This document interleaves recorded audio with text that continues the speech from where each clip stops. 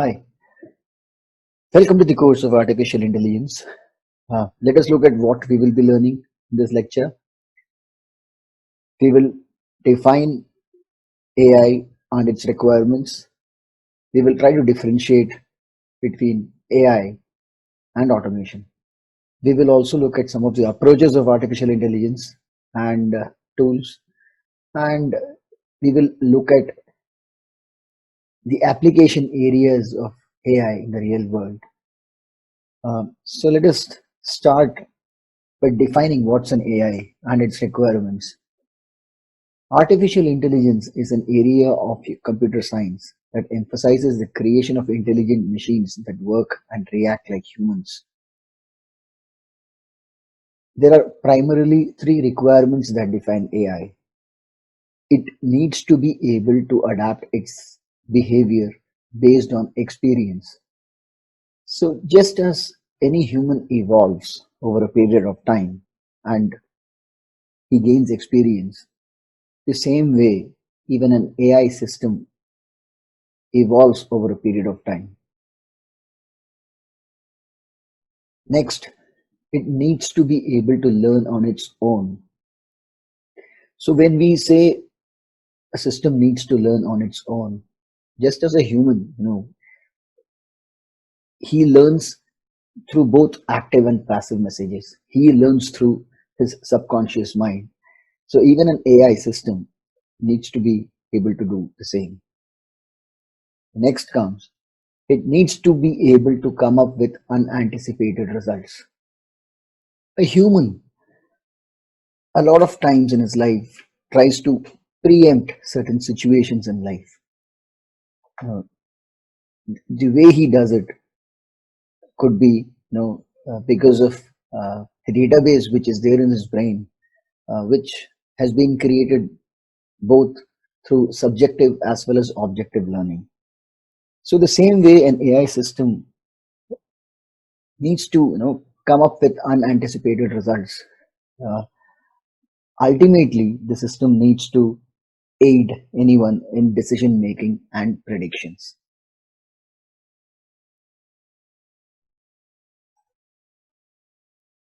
Now, let us try to differentiate between artificial intelligence and automation.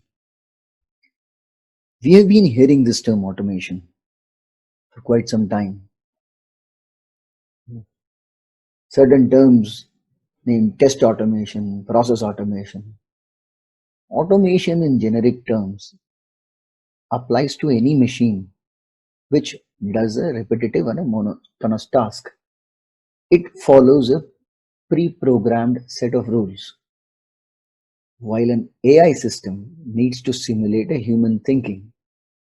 It needs to make decision based on a particular context, a situation. So basically an AI needs to make a machine capable to solve problems. So when we say a machine needs to be made capable to solve problems, it means that we need to train the brain of a machine in such a way that it is able to solve any problem based on any context. So it needs to have a collective information of not only the data but also the intelligence to apply and come up with solutions to a certain problem.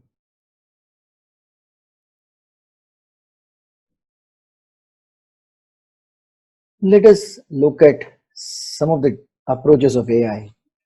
AI can be divided into four different categories based on the approach.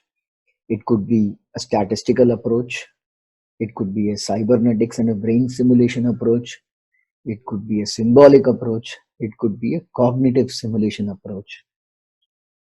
Coming to the first one, statistical approach, it is completely based on probability theory.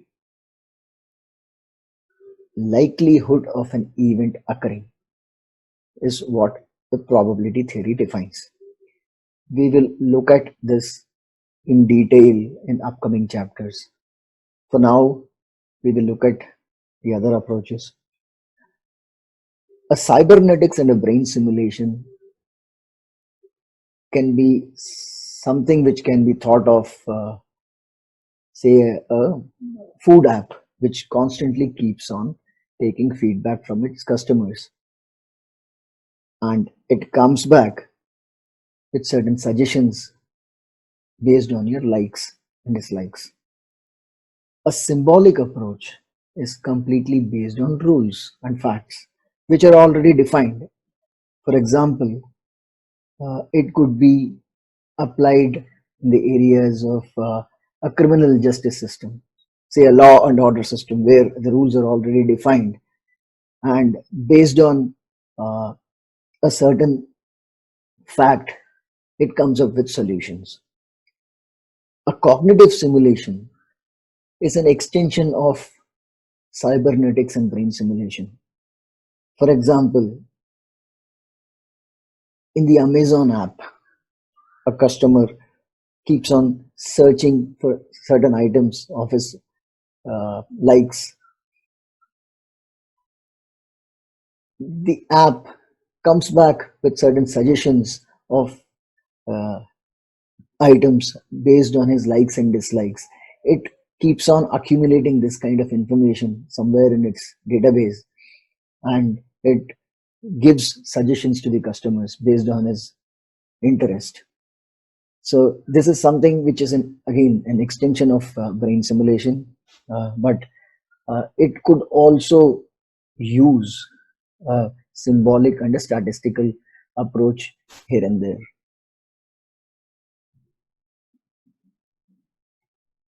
Let us look at some of the tools for AI. We will be covering all these tools in detail in the upcoming chapters. For now, we will just list those tools. The tools could be search and optimization tools, logic tools, probability based methods and tools, and neural networks. Now, let us look at some of the sectors where AI is used. Let us look at the e-commerce sector first. We have seen Amazon showing advertisements of your interest based on products you view or on based on past purchases that you've made. It also comes up with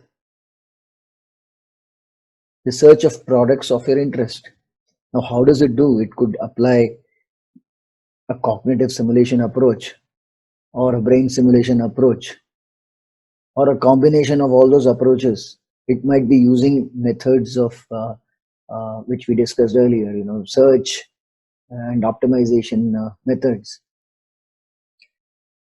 The next sector is the automotive and transportation sector. We have been hearing of the self-driving cars. It is completely based on artificial intelligence. The self-driving cars also need to know the distance between two objects, for example, when it is moving in the roads. So how does it do it? There are a lot of approaches called supervised learning, unsupervised learning, which we'll be discussing in the further chapters. GPS navigation, which we frequently use, also uses an AI engine through which it gives us the shortest and the fastest route.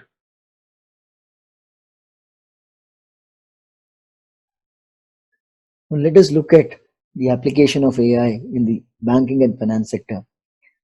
Banks can use AI for risk assessment before issuing a credit card. It can also use AI for fraud detection. For risk assessment, machine learning algorithms can be more useful, enabling lenders to dynamically include additional sources such as current wealth, property ownership, insurance claims, social network profile, and other personal indicators, thereby creating a more holistic profile of the borrower. This profile can be checked before issuing a credit card. On the fraud detection part, there is already an AI firm named Teradata that sells fraud detection solutions to banks. Banks know the spending behavior of customers in retail and e-commerce shopping. A sudden transaction made by someone on a subject of different interest or from sites other than what the customer normally buys from can be detected by banks by applying machine learning algorithms on the spending behavior. Geolocational data may also be used since fraudulent transactions normally occur far away from where the account owner lives.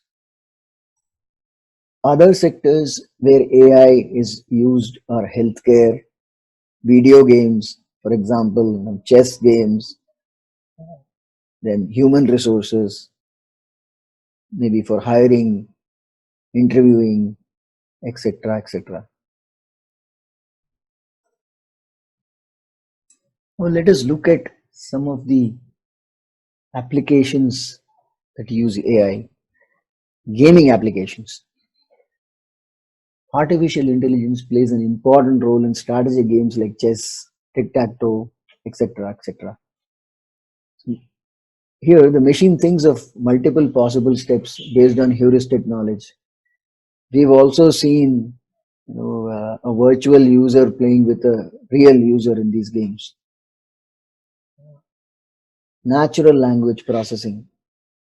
Natural language processing is the ability to communicate with computers that understand human used natural language, which means that a human can converse with a computer.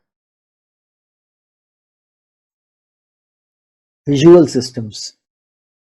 A spying plane or drone takes pictures which are used to make sense of spatial data that becomes a guide of the zones and areas.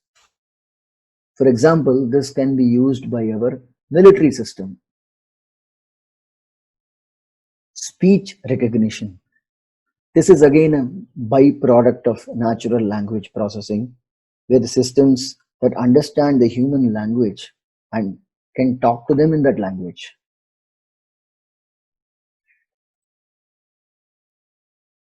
Let us look at some of the applications that use AI.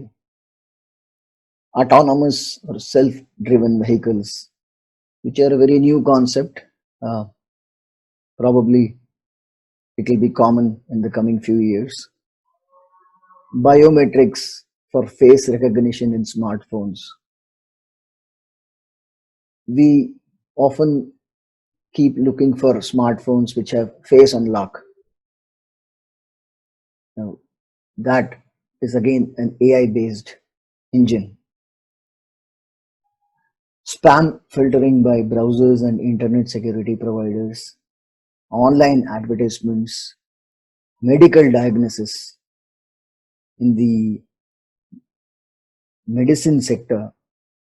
It can be used to diagnose a blood sample to decide on whether a person is diabetic or not.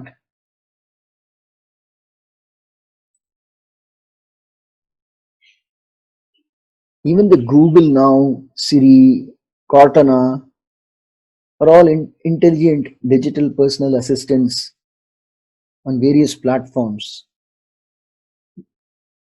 like iOS, Android, and Windows. They provide information when we ask for it using our voice. So we can use them to make calls, send messages, set reminders, take notes, and all other blah blah.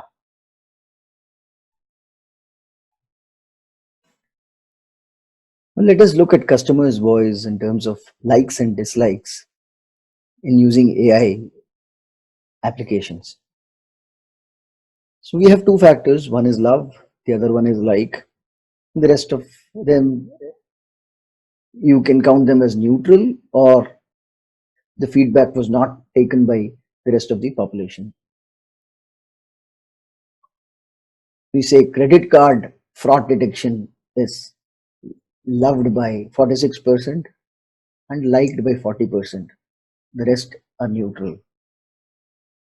Email spam filters is loved by 34% and liked by 46%.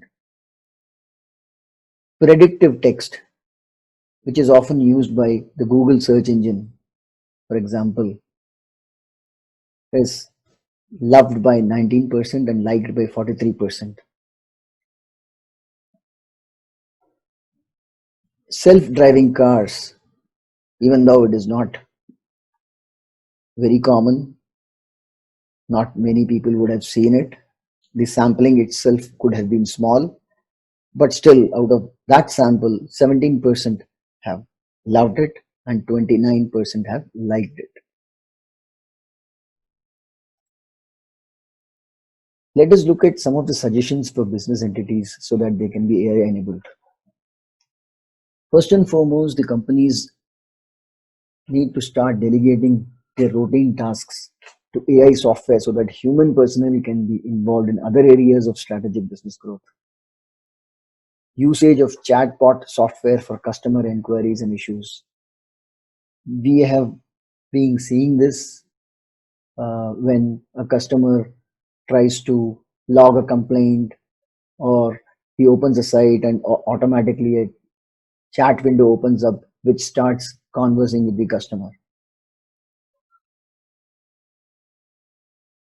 The companies also need to look at upskilling their existing workforce and make them AI enabled so that they can work in a hybrid environment where both humans and robots work together. So, with this, we come to the end of the basic level of artificial intelligence. See you later. Thank you.